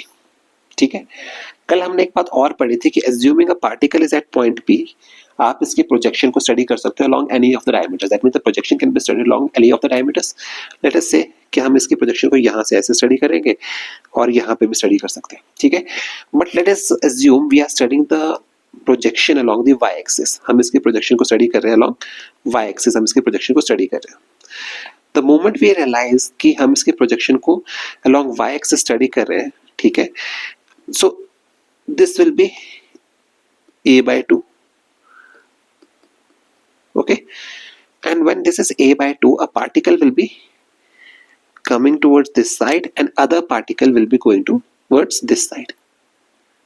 ये चीज आपको question में given है because these particles are crossing each other. ठीक है, so in order for us to calculate the phase is nothing but an angle. तो अगर मैं यहां से लेके यहां तक की एक लाइन ड्रॉ करूं तो जो मेरे पास एंगल निकल के आएगा, that is phi, जो आपके पास निकल के आएगा, that will be a phase difference. So if this is a by 2, then this will also be a by 2. a by 2 हो जाएगा, ठीक है, and this will also be a. ठीक है, क्योंकि रेडियस है तो a ही होगा, ठीक है ना. तो बस फिर अगर हम इसको सॉल्व करें, a मतलब capital A, that will be our amplitude.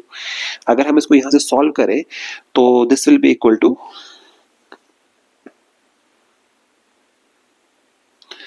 sin theta will be equal to a over, so a by 2 over a will be equal to 1 by 2, यानी कि theta is equal to हो जाएगा आपका 30 degree.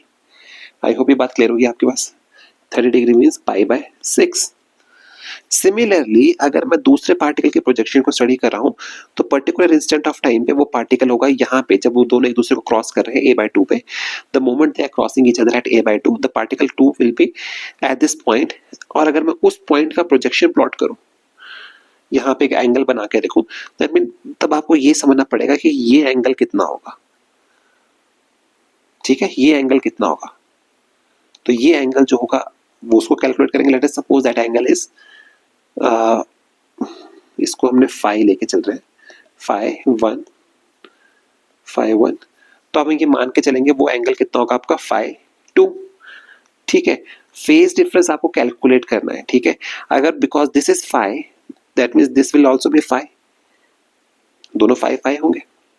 ठीक है, that means अगर मुझे पता है कि फाई की वैल्यू कितनी है 30 डिग्री, यानी कि pi by 6, this implies phi 2 will be equal to, this will be a phi. This implies the phase difference. This implies the phase difference कितना होगा. The phase difference को आप represent कर रहे हो. Let me take a different color. This is your phase difference. ये है आपका फेज डिफरेंस. मैं इसको एक अच्छे से डायग्राम में आपको और अच्छे से समझा दूंगा. आपको समझना पड़ेगा ये आपका फेज डिफरेंस होगा, और ये होगा कितना, ये होगा आपका 180 degrees minus 30 degrees minus 30 degrees which is equivalent to 120 degrees, जिसको अगर हम सॉल्व करें तो ये आपके पास निकल के आएगा 2 पाई बाय 3. ठीक है, चलिए इस क्वेश्चन को मैं एक बार फिर से आपको समझाने की कोशिश करता हूँ, एंड आई होप आपको क्वेश्चन बहुत अच्छे से समझ में आएगा. ठीक है, अब इस क्वेश्चन में हम ज्यादा हौच पौच नहीं करेंगे. हम इस क्वेश्चन में सिर्फ एक फेज डायग्राम के थ्रू ही हम इसको समझने की कोशिश करेंगे. देखिए, आपके पास एक कह रहा है कि आपके पास हम क्या करें, फेजर डायग्राम अप्रोच को यूज कर रहे हैं, but we are doing is we are approaching this question with the help of phasor diagrams. Okay, in the phasor diagrams what we do is, हम करते क्या है फेजर डायग्राम में, हम एसएचएम को रिप्रेजेंट करते हैं with the sides of a with a complete circle. हम सर्कल से एसएचएम को रिप्रेजेंट करते हैं, where the motion of a simple harmonic particle, उसको हम स्टडी करते हैं along the diameters of the circle. हम डायमीटर के क्रॉस मोशन को स्टडी करते हैं. ठीक है, नाउ अकॉर्डिंग टू क्वेश्चन आपको क्या बोल रहा है, देखिए अकॉर्डिंग टू क्वेश्चन बोल रहा है कि वो दो पार्टिकल जो एसएचएम एग्जीक्यूट कर रहे हैं वो एक दूसरे को क्रॉस कर रहे हैं एट देयर मीन पोजीशन. ठीक है, वो एक दूसरे को क्रॉस कर रहे हैं, वो एक दूसरे को क्रॉस कर रहे हैं when the amplitude is a by 2. जब आप a/2 एम्पलीट्यूड पे पहुंच रहे हो, जब आपके डिस्टेंस कितना, डिस्प्लेसमेंट आपकी a/2, तब आप दूसरे को क्रॉस कर रहे हो in the opposite direction. This is what जो आपको गिवन है in the question, this is what have been given to you in the question, ठीक है। So what we gonna do is we gonna use a phasor approach, ठीक है। And let just say and this is your amplitude A, ये क्या है आपका amplitude A है। Let just say this is a/2, हम एज्यूम करते हैं ये क्या है आपका a/2 है, ये क्या है आपका a/2 है। And when we are at point a/2, let just say the particle one is at point p, this is the position of point p, this is the particle की पोजीशन है a/2 because we are studying the projection across y axis, ठीक है। अगर ये आपका a/2 है and let us say we draw this line, so this will also be a because this is representing the radius. If this is a/2, that means this will also be a/2. Now अब हम क्या करेंगे, let us say this is your angle phi. If this is your angle phi, we know that sin phi according to this question will be equal to a/2 over a, which is equal to 30 degrees, which is equal to pi/3, pi/6, sorry, just a minute, which is equal to 1/2. This implies phi is equal to sine inverse of 1/2, which is implies phi is equal to pi/6. phi की value कितनी होगी, pi/6। I hope इतनी सी बात आपको clear हुई, ठीक है। ये हुआ पार्टिकल 1 के लिए जब वो है डिस्प्लेसमेंट a/2 पे। But we are not studying simply a particle 1, हमें दो पार्टिकल्स को स्टडी करना है, वो are crossing each other when the displacement is a/2, जो एक दूसरे को क्रॉस कर रहे हैं at a/2 in opposite directions. That means अगर एक पार्टिकल आपका इधर को मूव कर रहा है, that means second particle is moving towards this side, तभी वो एक दूसरे को क्रॉस कर पाएंगे। तो अब हम क्या करेंगे, एक दूसरे पार्टिकल को स्टडी करेंगे, वो भी कहाँ होगा, a/2 पे। दूसरा पार्टिकल आपका यहाँ होगा, this is the position of A second particle. This let us again draw this, ठीक है। तो ये भी कितना होगा, a होगा, और हमें पूछ रहा है कि फेज डिफरेंस निकालना है। तो फेज डिफरेंस क्या होगा, फेज डिफरेंस क्या होगा, लेट जस्ट से, ठीक है। अब देखो फेज डिफरेंस क्या होगा। फेज डिफरेंस समझने के लिए आपको एक और चीज बनाने की कोशिश करते हैं। यहाँ पे ये इधर से, ये इधर से, अगर ये है आपका फाई और ये है आपका सेकेंड एंगल, तो ये है आपका phase difference, this is your phase difference delta phi. Okay, आपको ये समझना पड़ेगा, ये होगा phi and this will be equal to phi two phi phi, ठीक है। ये समझ गए आप, तो वो होगा 5/2। सो अब हमने क्या किया, ये भी फाई है तो this will also be phi, दो फाई फाई हो गया आपके पास। This is basic geometry, okay. And we have to calculate this angle, this is your phase difference. तो ये कैसे निकलेगा, delta phi will be equal to, let's just say this is phi1, this is phi1, will be equal to pi minus phi1 minus phi2, which is equivalent to, कितना हो जाएगा ये हो जाएगा आपका 2 pi/3। सो ये आपका फेज डिफरेंस आएगा। आई होप अब ये क्वेश्चन आपको क्लियर हुआ होगा। Still, if you're finding difficult to solve this question, please make sure आप कमेंट सेक्शन में बताइए, मैं इस क्वेश्चन को पूरी सॉल्व करने में फिर से हेल्प करूंगा, ठीक है। चलिए नेक्स्ट क्वेश्चन पे चलते हैं। ओके, ओह नेक्स्ट क्वेश्चन फिर से दो बार रिपीट हो गया। Let me just remove this question for you.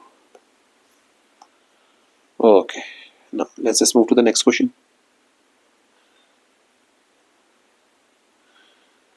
Next question is,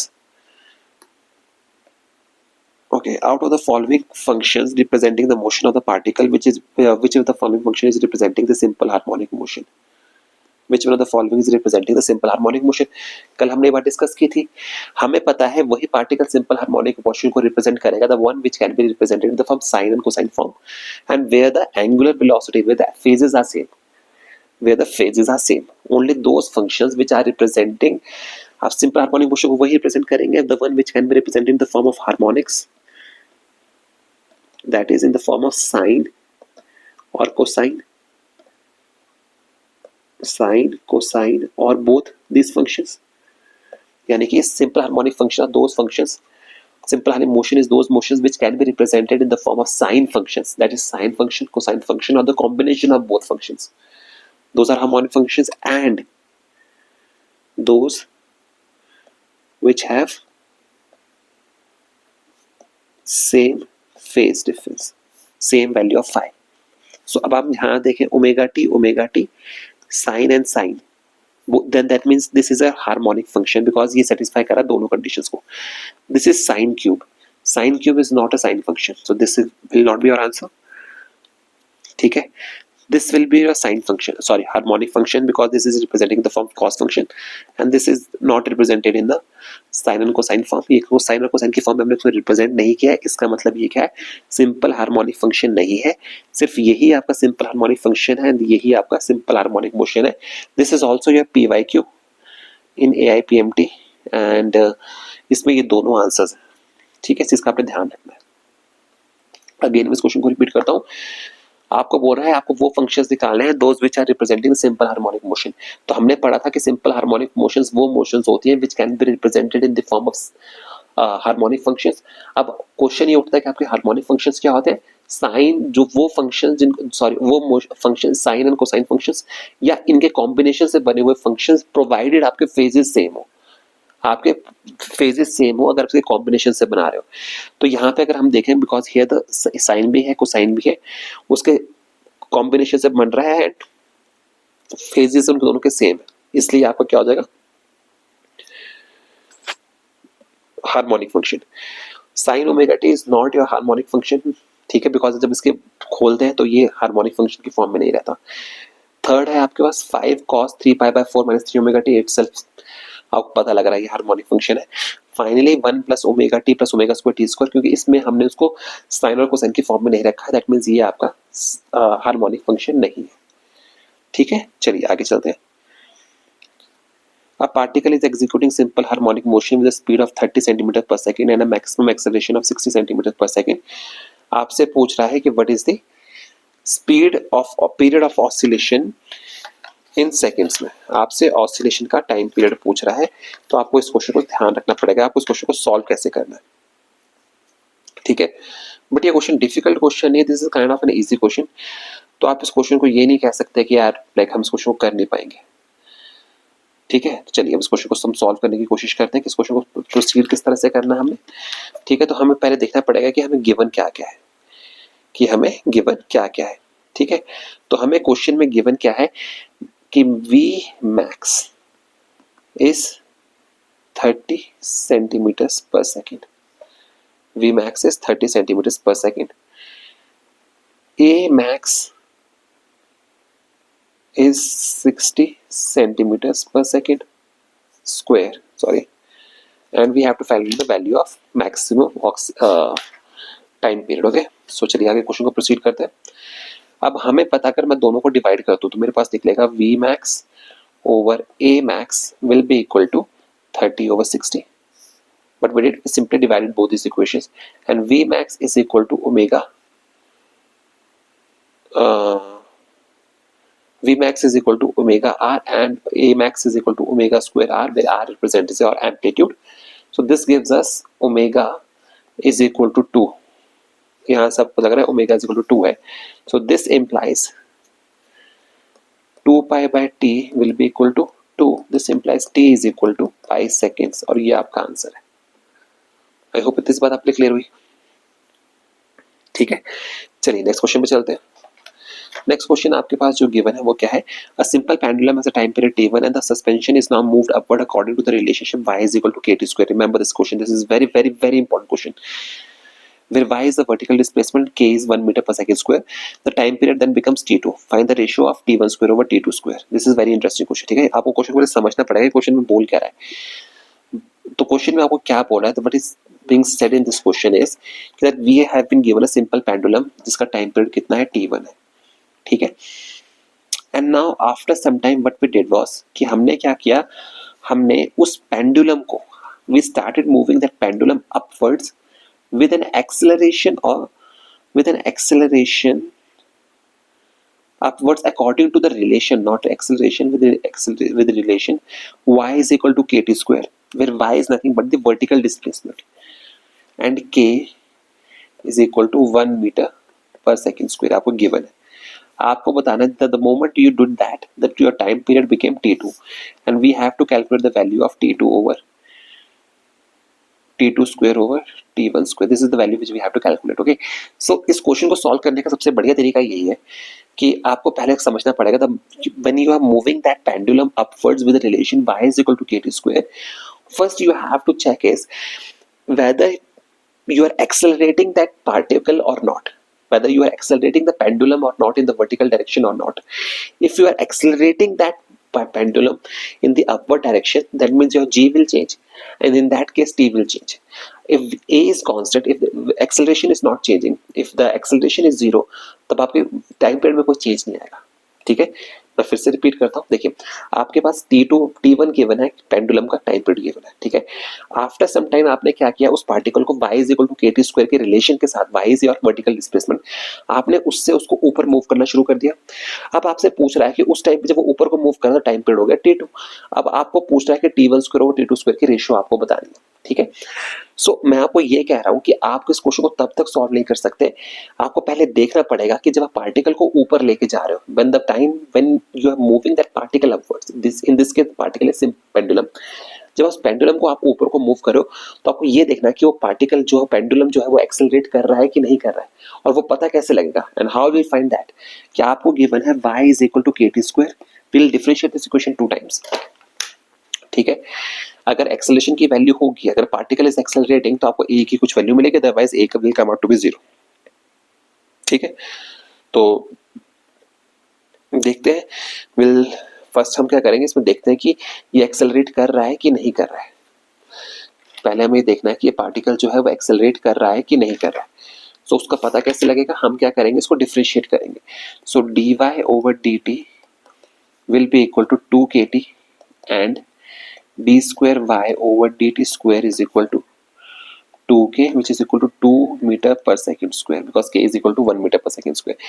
सो हमें यहाँ से पता लग रहा है कि जब आप ऊपर को मूव करो तो आपकी एक्सेलरेशन जो है इंक्रीज कर रही है, you are moving upward with an acceleration of 2 meter पर second square. So in this case जो आपका एक्सेलरेशन की वजह से t2 होगा, कल हमने पढ़ा था जब पार्टिकल अपवर्ड एक्सेलरेट करता है, pendulum, when pendulum accelerates upwards, the time period is given by the relation t is equal to 2 pi under root l over g plus a. So this will be coming out to 2p over l over 10 plus 2, which is equal to 2 pi under root of l over 12. L over 12. अब now question is simple, t2 square over t1 square, तो ये आपके पास निकल के आएगा g dash over g, which is coming out to 12 over 10, t1 square over t2 का square, so it's coming out to be 6 over 5. ये आपका आंसर होगा. ठीक है, चलिए नेक्स्ट क्वेश्चन पे चलते हैं. This is the last question for us. ठीक है, इस क्वेश्चन को समझते हैं, क्वेश्चन में क्या पूछ रहा है और क्या करना है इस क्वेश्चन में हमें. ठीक है, क्वेश्चन में क्या बोल रहा है, pendulum is suspended from the roof of an elevator at rest. Okay, at time period t1, एक पेंडुलम है, उसको आपने एलिवेटर पे रखा और एलिवेटर जो है आप रेस्ट पे है. और अब आपने क्या किया, when the elevator moves up with an acceleration of a, but pendulum move किया, the time period becomes t2. Now when the elevator moves down the acceleration a, its time period becomes t3. Oh, it's very simple and very interesting question. ठीक है, आपको समझना पड़ेगा question में क्या बोल रहा है. फर्स्ट ऑफ ऑल केस 1 क्या है आपके पास, आपके पास एक लिफ्ट है, let's suppose we are sitting in a lift, और ये है आपके पास एक पेंडुलम है. ठीक है, now when acceleration is 0, when lift is stationary, when v is equal to 0, then time period कितना है आपका t1. In case number 2, what we did, ये है ये आपका pendulum, we start accelerating upwards with an acceleration a. In that case, your time period is t2. In third case, we have the same pendulum, and this time we start moving downwards with an acceleration a. And this time we have time period equal to t3. We have to find the relationship between t1, t2 and t3. We have to find the relationship between t1, t2 and t3. हमें यही calculate करना है, तो कैसे निकालेंगे. In the first case, t1 will be equal to 2 pi under root of l by g. In the second case, t2 will be equal to under root of 2 pi l over g plus a. Okay, ठीक है, and in the next case, in the last case t3 will be equal to under root of 2 pi under root of l over g minus a. हमें relations मिल गया. Now we have to find the relationship between t1 t2 and t3. Okay, so हम क्या करेंगे, from 1 we find that g is equal to 4 pi square l over t1 square. इतनी सी बात हमारी clear हो गई.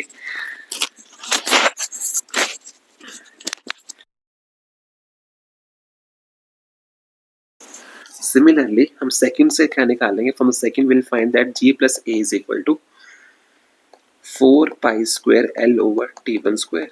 थर्ड से हम निकाल लेंगे g minus a is equal to 4 pi square l over t3 whole square. And then we'll simply add these equations. Adding 2 and 3, we will do is we'll add this equation, let this be 2, let this be 3, and let this be equation number 1. Adding 2 and 3, adding 2 and 3, हमें मिल जाएगा t1 will be equal to root 2 t2 t3 over t2 square plus t3 square raised to power 1 by 2. This is your answer. ठीक है, तो इसके साथ आज का lecture खत्म होता है. ठीक है, आई होप आपको आज का लेक्चर अच्छा लगा होगा, आपको चीज़ें समझ आई होगी, एंड आई होप आपके एक्सपेक्टेशंस पे मैं खरा उतरूँ. ठीक है, सो कल हम वेव्स को शुरू करेंगे. एंड अगर आपको आज का लेक्चर अच्छा लगा है, आपको आज के क्वेश्चंस अच्छे लगे हैं, आपको आज की अप्रोचेस अच्छी लगी है, खासकर ये फेजर अप्रोच वाले जो क्वेश्चंस हमने किए, अगर आपको इनमें कुछ प्रॉब्लम्स है तो प्लीज़ मुझे बताइएगा, हम इस पर अलग से और भी क्वेश्चंस को डिस्कस कर लेंगे. ठीक है, सो इसी उम्मीद के साथ आप रहेंगे. Thank you so much. Make sure you like, share and subscribe. And best of luck. In case of any doubt, आप comment section में लिखिए and I'll be able to answer your questions. Okay? And thank you so much. इस उम्मीद के साथ आप अच्छे से पढ़ेंगे. Best of luck. कल मिलते हैं आपसे. Bye bye. Take care.